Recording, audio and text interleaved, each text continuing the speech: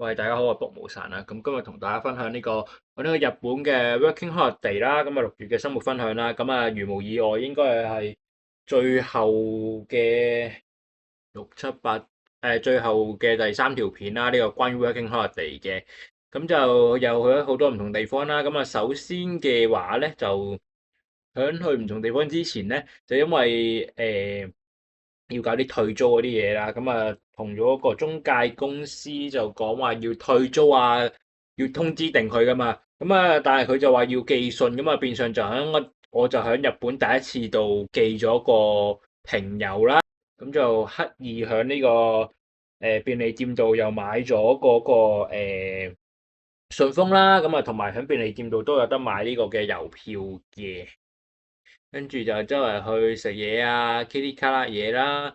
然之後嘅話咧，就去咗呢個嘅京都嘅南山啦。咁其實我都係第一次去嘅，之前去咗京都我都未去，冇去過南山嘅。咁嗰邊嘅話咧，就出名就係嗰片竹林㗎啦。咁啊，除咗嗰片竹林之外咧，咁我就再去咗一個呢個叫做咩 Monkey Park 咁嘅地方啦。咁啊，有啲半野生半飼養嘅猴子，即係佢嗰班馬騮咧，就係喺座山上面生活嘅。咁但係座山其實就有好多嘅誒好多嘅飼養員啦喺上面嘅。咁啊，但係佢哋就冇韞住啲馬騮嘅。咁啊，調翻轉咧，就係如果我哋即係佢入邊有個設施啦，就係去餵呢隻馬騮嘅話咧，咁係調翻轉係我哋呢啲人要入去呢個咁嘅籠入邊咧，就去餵翻啲蘋果啊、花生俾馬騮嘅。咁你見到其實啲馬騮係喺室外啦，咁啊調翻轉啲人係喺室內嘅。咁就嗰邊嘅話咧，咁喺個籠外面啦，咁通常咧喺下面咧就會有個類似欄杆啊、塊木板咁嘅嘢，可以俾啲馬騮坐嘅。咁嗰啲馬騮坐低嗰啲，通常都係大隻啲啊，可能大人馬騮。咁喺上面爬下嘅話咧，就會係一啲細隻啲嘅馬騮嘅。咁啊，通常嘅話咧，咁啊一嚟啦，咁坐度就冇咁攰啦。咁二嚟嘅話就可能其他人就比較方便啲，咁就唔使周圍遞高去餵。咁啊變相可能係一個比較好嘅被餵部嘅位置啦。咁所以嘅話咧，有陣時一啲細嘅馬騮咧，如果響下面度出現嘅話咧，啲大馬騮咧係會趕走佢哋。咁我就見到咧，就其實有一隻大馬騮啦，又趕咗一隻細嘅馬騮啦。咁啊嗰隻馬騮係真係好細嘅，跟住有隻中型嘅馬騮咧就保護住，即係拉開隻細嘅馬騮，然之後佢隔住同隻大馬騮隔住，擋住隻大馬騮。嗰下我真係覺得哇，即係有少少霸凌都係響，始終都係無論係自然界又好，或者話人類都好啦，都有存在啦。但係依然都係會有挺身而出去保護人嘅人啦。咁啊都幾好嘅。咁就咁講一講點解我會去啦。咁一嚟就係去到南山咁啊，揾啲景點啊，其中一個就係響嗰條渡月橋附近咁啊，呢個咁嘅 Monkey Park 啦。咁啊，二嚟就係其實我本人就好中意馬騮嘅。咁啊，其實以前香港我記得係可以曾經有可以養馬騮噶嘛，但係好似話要攞牌先點樣養嘛，如果我冇記錯嘅話。咁啊，但係結果就係我大個咗之後，就基本上就已經連呢個牌都唔可以攞啊，咁啲卡拉嘢啦。咁啊，結果就唔可以養馬騮啦。咁啊，但係如果即係如果我最想養嘅動物嘅話，其實我係想養馬騮嘅。咁至於個原因係咩咧？其實我覺得可能係因為馬騮好似比起貓狗更加似人類，更加聰明嘅嗰種感覺啦。有種即係一直都係一個 BB 仔嗰種感覺啊！即係你人即係人中意 BB 仔，亦都好明白啊！BB 仔好可愛啊咁嗰啲，但係 BB 仔始終有一日都會長大，會變細蚊仔，細蚊仔跟住變大人咁樣。但係呢隻馬騮佢永遠都係即係佢永遠個體型都係咁上下大咧，就好似永遠都係一個細路咁嘅感覺啦。咁啊唔知啊，可能係咁啩。總之就睇落去好可愛咯，我自己覺得。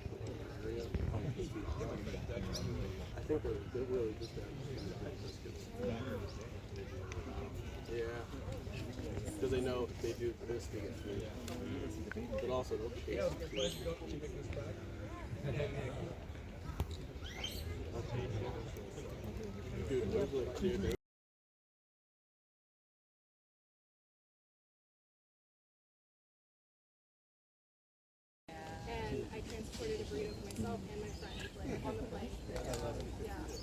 part of the module. Yeah. But I'll let you guys get back to your trip. It was so nice to meet you. I will. I'll text him right now. All right. That's great. Take care, Natalie.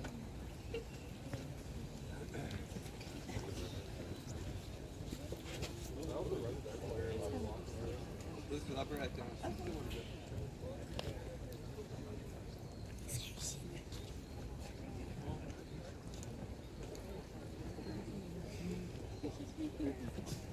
Oh, that human baby. No, the base.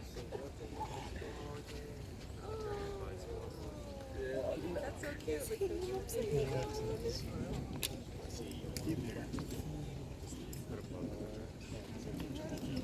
跟住去完呢個 Monkey Park 之後咧，就去翻佢個嗰個落翻山啦。咁啊有嗰個一條嗰個渡月橋啦。咁啊渡月橋周圍就有條河啊定湖咁嘅物體啦。咁啊有人可以喺嗰邊就租船去坐啦，或者係撐嗰啲艇仔咁樣嘅。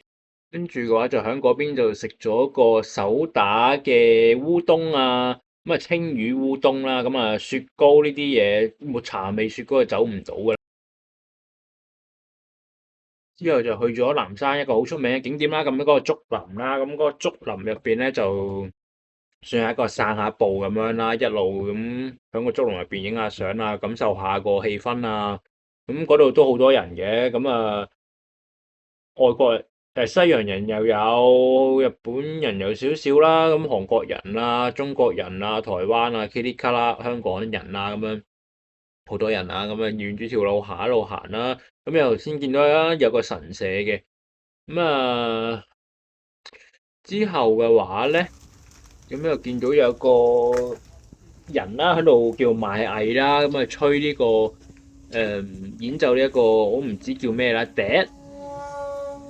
咁啊比較古風日式古風嘅樂器啦。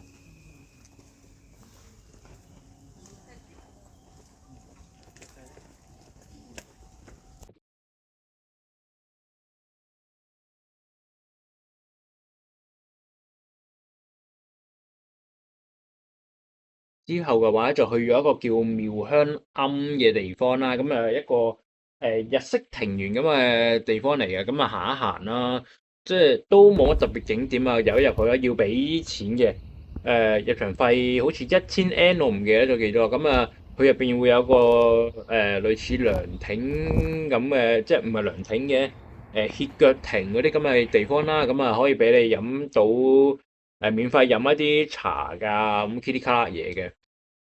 咁啊抵唔抵就見仁見智啦。因為我都係俾朋友推薦啦，咁佢好中意啲庭園嘅。咁就我再上 Google 嗰度睇佢啲 comment 就話，哇我唔記得係咪1000 N 定幾多錢啊？哇又包埋可以喺呢個歇腳亭度飲嘢飲喎，哇抵到爛啊！咁樣咪睇睇咯。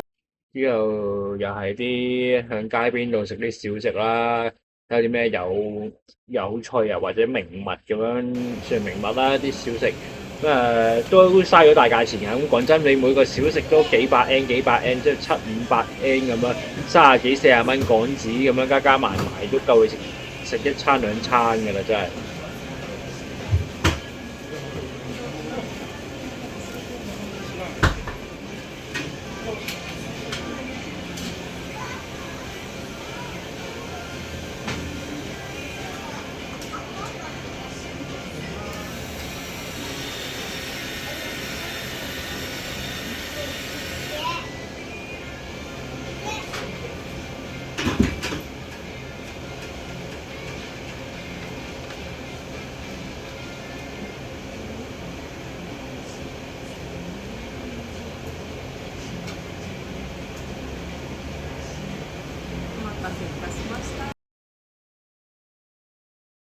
完咗呢一個嘅南山之後咧，其實時間都尚早嘅。咁就我記得好似4點零鐘左右嘅啫。咁我啊開始搭車翻歸啦。咁啊翻歸嘅路途咧就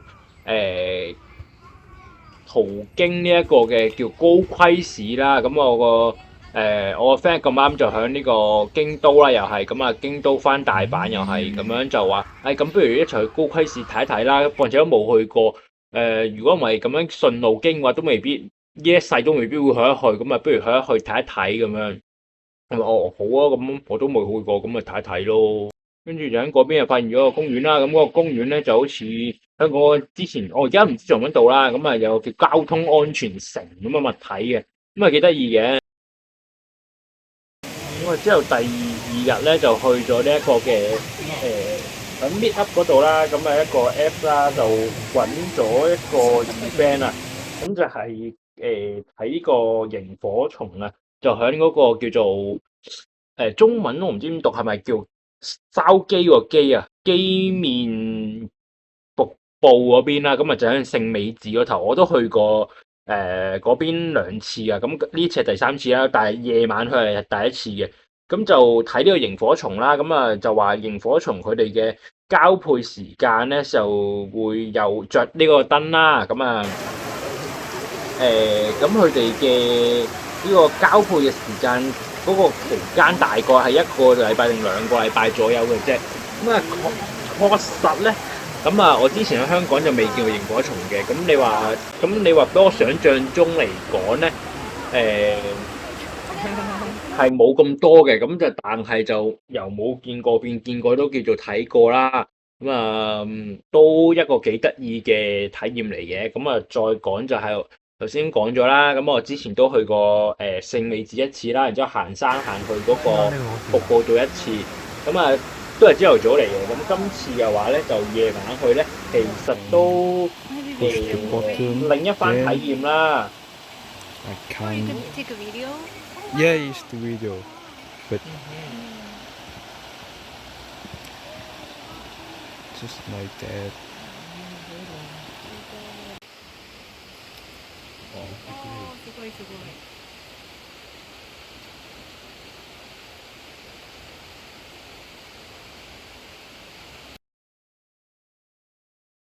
喂，嗱，咁呢度嘅話咧，就係有一個外國人啦，咁佢直接就叫做用隻手捉住咗隻螢火蟲啦，咁啊變相係比較影得清楚少少啦。咁啊，但係就所謂影得清楚少少，但其實都影唔係好到㗎啦。咁我係 Android 手機嚟嘅，咁唔知關唔關事啦。咁就係啦，咁啊雖然就睇得唔係好清楚，但係大家可能都見到有一點點光咁樣啦吓。咁啊，總之就係我想分享嘅嘢就係、我喺嗰個地方度睇過螢火蟲，之後我係人生第一次去睇螢火蟲啦。咁啊，夜晚睇呢個瀑布啦。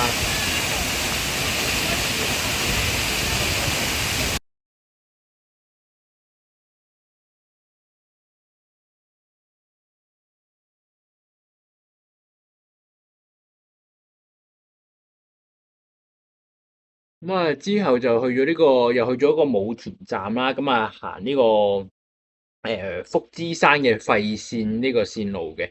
咁啊，呢條線路我上年秋天就去過㗎啦，跟學校。咁啊，今次啊跟平時跟開嗰個行山小組就去啦。咁啊，春天去，咁啊唔同嘅。但係如果你話要比嘅話，咁我覺得秋天去就有綠中帶點紅，就比較靚啲啦。之後嘅話咧，就喺個 lunch time 咧，我哋就分咗組啦，然之後就玩啲堆石仔比賽啊，咁啊鬥高啦，堆得鬥。咁啊，我哋嗰組嗱，呢個就係我哋嗰組啦。咁啊，頭先就見到啦，最高就係我哋嗰組嚟嘅。咁呢度就係完晒成個比賽，我哋贏咗之後就破壞翻我哋堆出嚟嗰個石塔啦。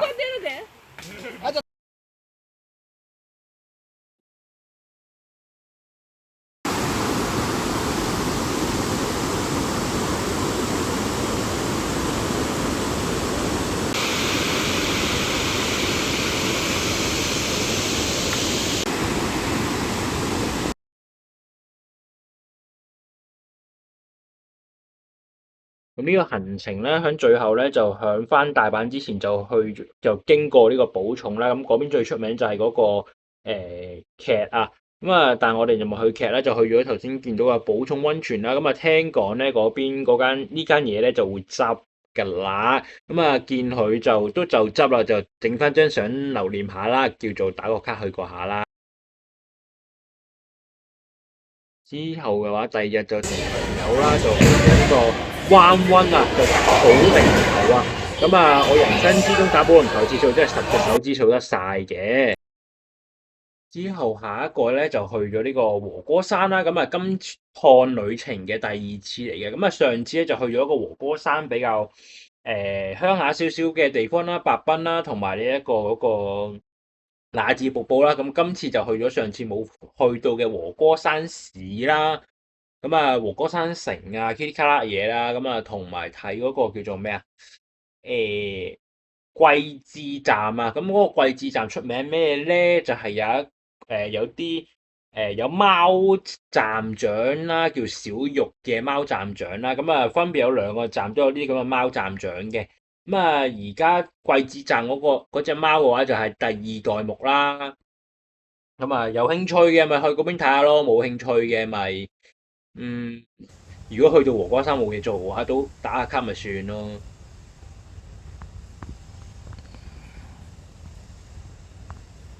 咁啊，呢個順帶一提啦。咁和歌山城嗰度咧，咁啊入去嗰啲天守閣嗰啲，就梗係要俾錢㗎啦。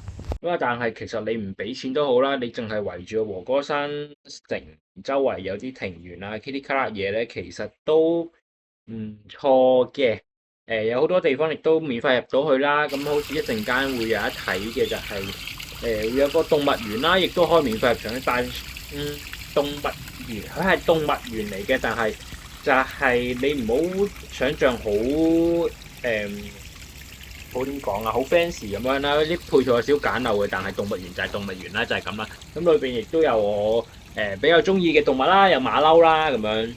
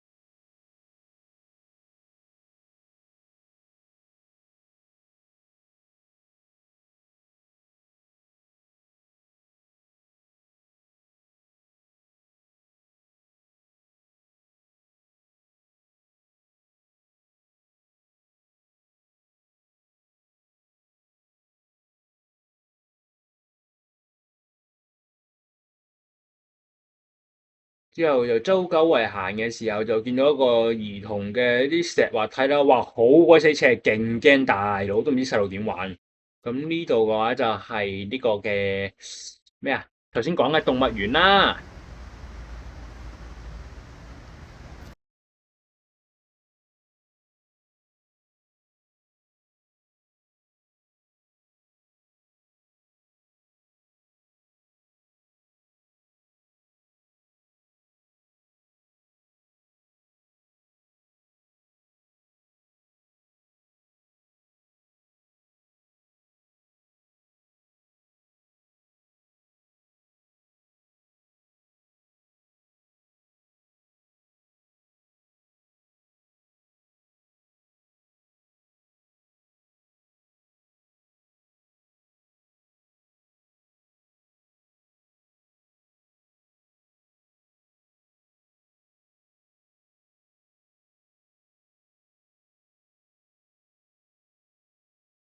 跟住就係我最中意嘅馬騮啦，咁啊係都叫做咩啊？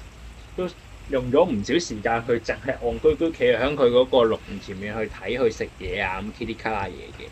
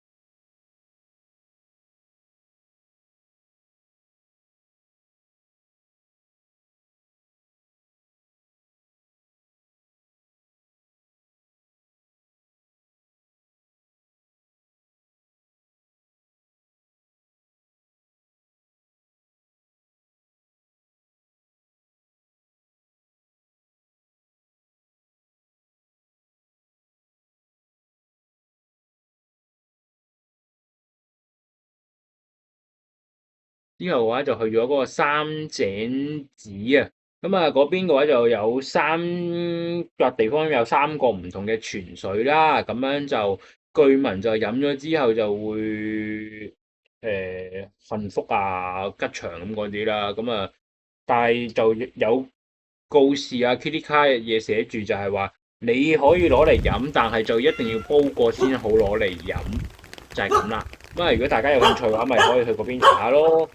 咁啊，但係記住就跟翻佢警告，就真係煲過先嚟飲啦，唔好就咁生飲啦。咁之後第二日嘅話，我喺嗰邊住咗一晚啦。咁第二日就去咗呢個頭先講嘅嗰個貓站長嗰個貴志站嗰度啦。咁啊，佢買得有得買一個1日乘車券嘅，咁佢就係嗰條線啦。咁就喺個 JR 和歌山，我唔記得和歌山站定係和歌山，因為佢有2個 JR 站嘅，好似一個叫和歌山市 JR 站，一個叫和歌山 JR 站嘅，係唔同㗎。咁啊，總之就係響是但一個啦。我唔記得咗啦，咁樣跟住咧就響嗰度入咗去啦。咁啊，響好似喺東口嗰邊嘅。咁嗰邊咧，如果冇記錯係東口啊，咁就喺嗰邊嘅話咧，佢係可以唔使拍卡入閘嘅。咁唔使拍卡入閘嘅話咧，咁你就可以直接就行入去啦。然之後咧就去到呢一條線嗰個位咧，就去買佢嗰個1日乘車券，或者你中意嘟卡又得，點都得啦。所以就有少少唔同嘅，始終佢嗰個入口位啦，叫做即係入個車站位咧，就喺個 JR 站入邊啦。咁啊，但係你可以唔使拍卡入個 JR 站，然之後再去真係嗰條線嗰個位咧，先至去買飛又好上車嘅咁樣嗰啲嘅。咁啊，應該話你除咗咁樣之外，你冇其他方法㗎啦。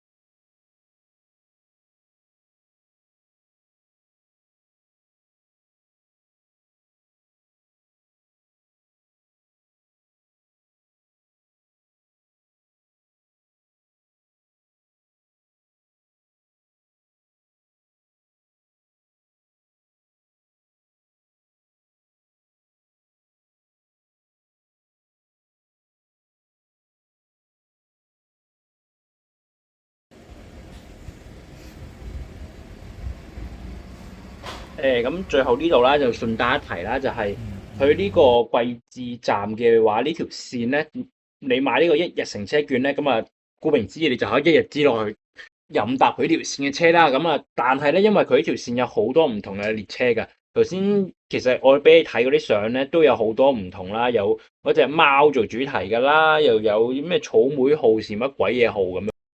咁就你自己睇翻時間啦。如果你想追晒咁多部車嘅話，你真係可能要一日係咁啊等車啊 kitty 卡啦嘢嘅。